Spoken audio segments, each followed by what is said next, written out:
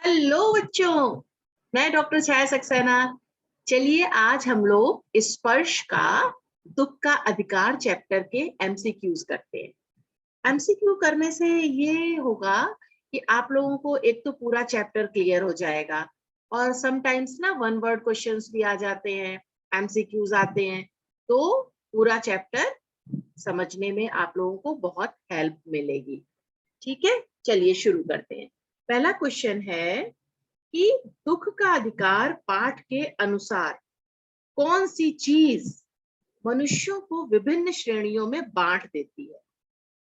पोशाक, पतंग, सामान या बाल? बताइए बच्चों। श्रेणियों से मतलब है कैटेगरी में, तो हमारी उत्तर है पोशाक। पोशाक ही विभिन्न कैटेगरीज में बांटती है ना। चलिए नेक्स्ट क्वेश्चन। मनुष्यों का अधिकार और दर्जा कैसे निश्चित होता है? इस पाठ के अनुसार समाज में मनुष्यों का अधिकार और दर्जा कैसे निश्चित होता है? बताइए बच्चों। क्या खान पान से होता है, रहने के ढंग से, चलने के ढंग से, या फिर पोशाक से? आंसर है पोशाक से।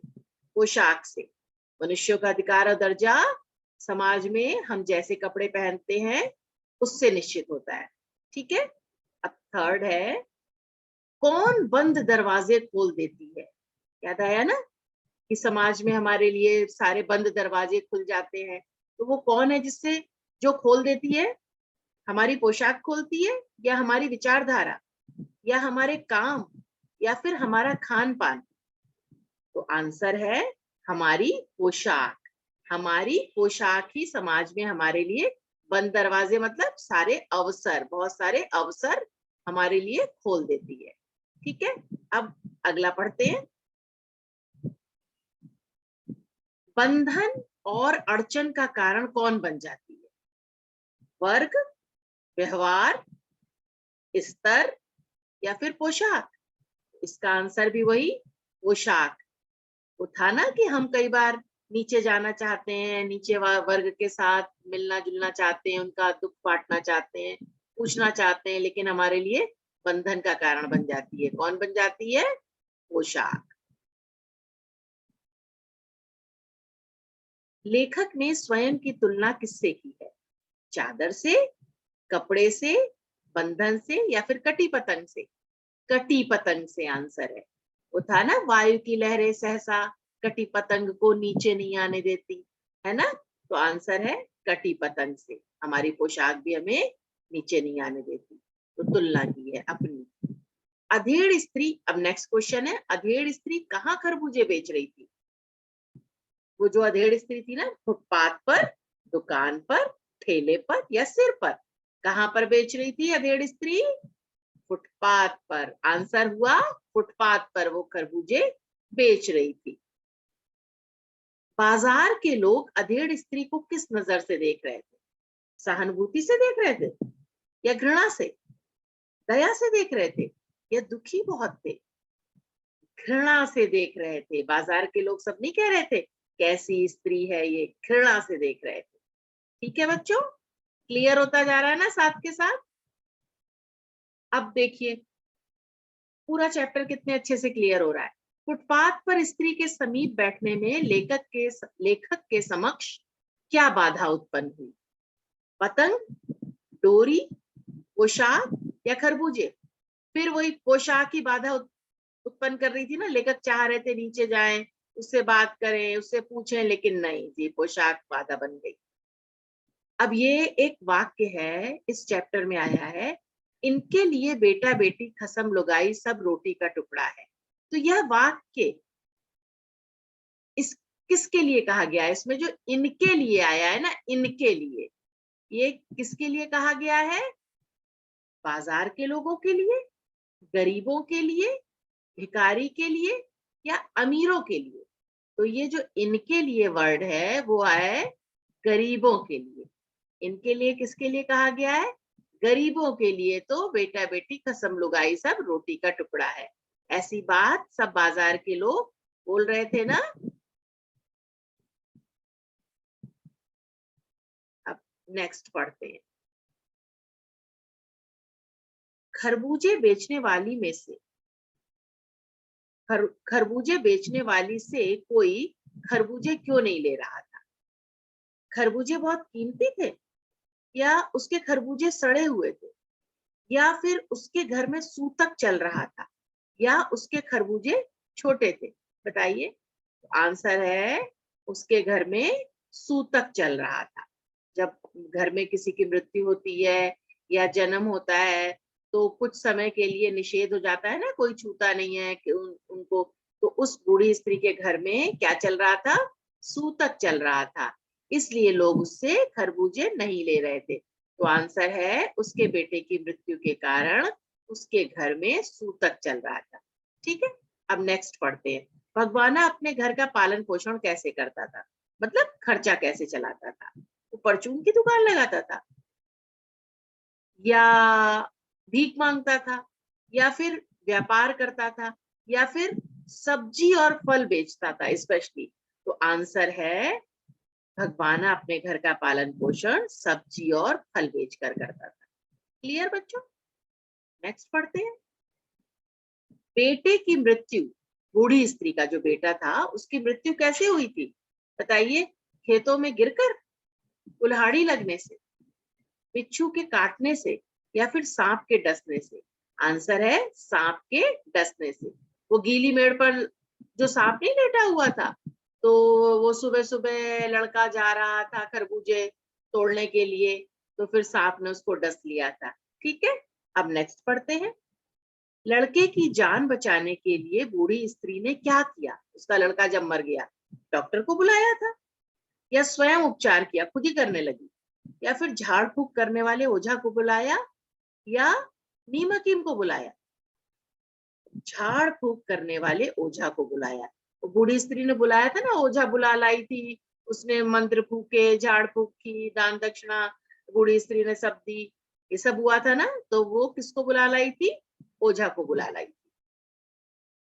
सर्प के विष से उसका बदन कैसा पड़ गया था? लड़के का बदन सर्प के विष से कैसा पड़ गया था? नीला पड़ा था, या पीला पड़ गया था, या काला, या फिर सफेद पड़ गया था? बताइए बच्चों। सर्प ने जब काटा तो उसका बदन काला पड़ गया था। कैसा पड़ गया था? काला पड़ गया था। अब नेक्स्ट क्वेश्चन करते हैं। बुढ़िया को अब, मतलब जब उसके लड़के की मृत्यु हो गई, कोई उधार क्यों नहीं दे रहा था? तो आंसर तो मैंने आपको देखिए बता ही दिया। उसका पुत्र मर गया था, उसका पति मर गया था, उसकी बहू मर गई थी, या उसका पोता मर गया था? तो आंसर है उसका पुत्र मर गया था। अब जब पुत्र मर गया तो अब लोगों को लगा कि पैसा लौटाएगा कौन?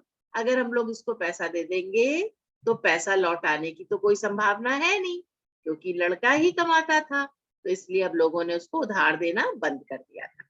बूढ़ी स्त्री को अपने छन्नी कखना वो मामूली से जो जेवर होते हैं, वो क्यों बेचने पड़े? अब बताइए बच्चों। पोते के भोजन के लिए, या बहू के इलाज के लिए, या फिर बच्चों के वस्त्र के लिए, या फिर अपने लड़के के अंतिम संस्कार के लिए? तो आंसर है, आप बताइए बच्चों, सोचिए आप लोग। अपने लड़के के अंतिम संस्कार के लिए। याद है ना, उसके पास तो कुछ नहीं था बूढ़ी स्त्री के पास, है ना? कफन तक का कपड़ा नहीं था, कफन तक के पैसे नहीं थे, सॉरी, जो मृत व्यक्ति पर कपड़ा उड़ाया जाता है ना, उस तक के लिए पैसे नहीं थे। तो उसको अपने छन्नी कखना, मतलब जो थोड़े से जेवर थे मामूली से जो उसने पहने थे, वो बेचने पड़े थे। ठीक है, अब नेक्स्ट पढ़ते हैं। बूढ़ी स्त्री खरबूजे बेचते समय क्या कर रही थी? याद आया बच्चों? फपक फपक कर रो रही थी, या हंस रही थी, या फिर सामान्य रूप से बात कर रही थी, या का और गा दोनों ही आंसर है, लेकिन इसका आंसर क्या है? फपक फपक कर रो रही थी, बहुत रो रही थी ना, फपक फपक कर वो रो रही थी। अब नेक्स्ट क्वेश्चन पढ़ते हैं।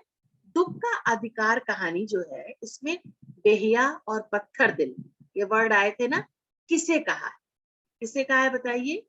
लेखक को कहा है, या दुकानदार को, या उच्च वर्ग को, या फिर बूढ़ी स्त्री को? तो आंसर है बूढ़ी स्त्री को। वो बाजार के लोग कह रहे थे ना कैसी बेहिया है, पत्थर दिल है, तो किसको कहा है? बूढ़ी स्त्री को।